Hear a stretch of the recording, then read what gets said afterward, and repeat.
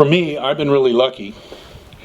I've had two main careers since I came back to Montana almost 50 years ago. First, I was director of the Montana Folklife Project, which in my official title was state folklorist. And I know a lot of you go, oh yeah, folklore. It's kind of a trivial thing. Old wives' tales and grandpa's long-winded stories, that sort of thing. But it's really a whole of a lot more. And the work we did when I was in that position was to document ranchers, native people, traditional musicians, miners, hunters, and paint a picture of kind of the diverse elements that make up the patchwork quilt. Some would say a crazy quilt that's Montana. And in that time, I had the opportunity that folks opened their doors very readily to talk about themselves. And a lot of people, think of Montana as cowboy country, which it is. It's also Serbian country. It's also Norwegian country. It's also Irish country. Wide range of ethnic groups and a lot of different traditions. I know there's a gentleman sitting over there. It's at California Smoke Jumpers, and we did a project with the Smoke Jumpers, collecting traditional stories of smoke jumpers. Funny how there's a folklore of smoke jumping. At any rate, what we did is collect these traditions, and the dynamic aspects of them are, we call it folk life now, not just folklore, are the fundamental elements of culture of which we all belong, and fundamental elements of culture here in Montana. So that was quite an unusual experience. I got paid to drive around the state with a tape recorder and a camera and interview people. For those of you who might remember, kind of like Charles Corral. And we did various programs. We put on a couple of folk festivals, produced a couple of records, one of cowboy songs, one of old-time fiddlers, including Pickles Lehman, who was a fiddler who was from here in Boulder. Following that, I moved into conservation, and with Fish, Wildlife, and Parks. And Keith mentioned I had a couple of different jobs there. And in the course of those jobs, I was a program manager, I was an area supervisor, I was a state game warden. I worked with many of the folks that I had worked with previously. Many of the traditional ranchers, many of the members of those communities. I was acting on behalf of conservation projects, on behalf of public access, and enforcing the state's game laws. What I came to find is that the cultural work I was doing, as well as the conservation work, reflects one another. Our lives are framed by the natural landscape here, and in turn defined by the cultures that we brought with us or developed to adapt to the land. And how we articulate that is a narrative. Montana is stories. That's a huge thing. Ask, if you could, ask Bill Kittredge, ask Ivan Doig, ask A.B. Guthrie, ask the Salish, ask the Blackfeet.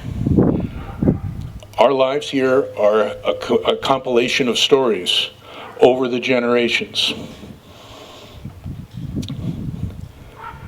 Accounts of when the land belonged to God, as Charlie Russell might say, and how people, both indigenous and immigrant, originated here or came here, and the things they brought with them, and the ways they learned to live on. Whether coyote stories, Salish legends, cattle drives, miners in Butte, grandmother's left a recipe, old-time fiddle tunes, or 3-generation of hunting stories. They're all narratives, they're all stories. There's a guy by the name of George Bird Grinnell. I don't know if you've heard of him. He was a conservationist at the turn of the 20th century. He was one of the guys instrumental in establishing the national park system, particularly Glacier Park. the Audubon Society, as well as numerous hunting and other conservation groups. At the same time, he was an early documentarian of the cultures he encountered here in Montana. He had numerous books on the Blackfeet and the Cheyenne. And although those books in some way were shaded by paternal attitudes of the time, the way people looked at indigenous people at those times, they remain one of the first attempts at viewing indigenous culture in the Northern Plains from direct living sources. And he's also considered a father of cultural anthropology. So the mixture of culture and conservation is not a new one. And I've always been kind of tickled that my own profession, life, followed that kind of a path. One thing I did learn is, at the same time, we're confused and flummoxed over our cultural values that at times conflict with one another. We celebrate our individualism and outdoor savvy, the majestic landscapes that frame our lives, the scenery tax, as some would say, while at the same time fall back on some of the original reasons for the, quote, settlement, or colonialization, if you will, of the West. Manifest destiny, the exploitation of its natural resources, and generally speaking, that exploitation resulting in monetary value leaving the state. For Joe Kinsey Howard, it was obvious.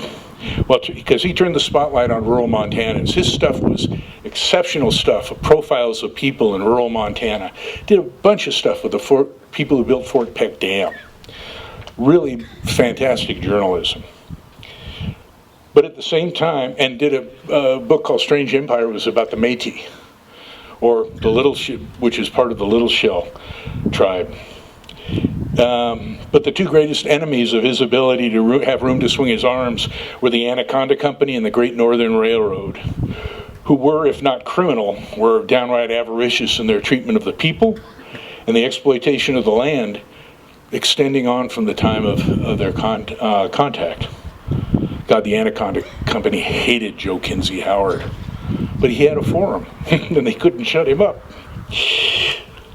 But whether it be Butte, America, the coal seams of Rosebud Creek, the dryland farms of the Golden Triangle, or the tall timber of the Northwest in Montana, development has always been a part of a tense balance, and that tense balance is even more today, as Valle was talking about. On one hand, magnificent landscapes.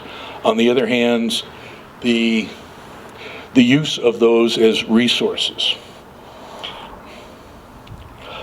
In sum, I think that an important view of this place we call home is understanding the intertwining of culture and the magnificent landscapes that surround us, and how we can reconcile those two things, particularly through efforts towards cultural and natural conservation. And being able to reconcile that, I believe, ultimately will determine what our legacy is. Questions? Rotten tomatoes? You, with the hat.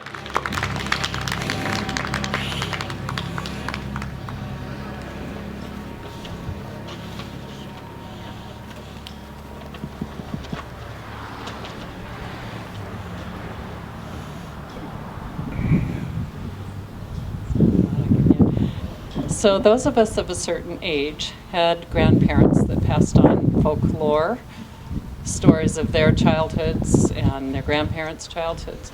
We're losing that oral tradition because of electronic devices, various other things. How can we preserve that? How can we interest the younger generations in their history? I disagree with you. We're not losing it. It's still going on. It may not look as obvious as we recognized it in the old days, Careful. but it's still going on. It's part of culture, and it's a dynamic thing. It may not be as obvious, but kids are still interacting with their grandparents and their parents and their neighbors, in their communities. In indigenous communities, it's a lot stronger because that's such an important part of the culture. But those kinds of things are still going on. When we got involved with cowboy poetry, everybody said, oh, it's dying, it's on its last legs, we've got to give it CPR. It seemed that once we scratched the surface a little bit, it was just doing fine. It's just the major outlets didn't know what was going on because it was part of a culture that people weren't looking at. But to encourage that stuff is a good thing. Whether it's the old-time fiddlers jams and getting kids to learn how to play old fiddle tunes that are pretty much native to Montana in the West, or quilting. I was surprised. I looked at some new quilts, and when I grew up, quilting was done by hand. And it was done by generally women who got together to quilt and kibitz and gossip. It was a social activity, but it was done by hand. And now I look at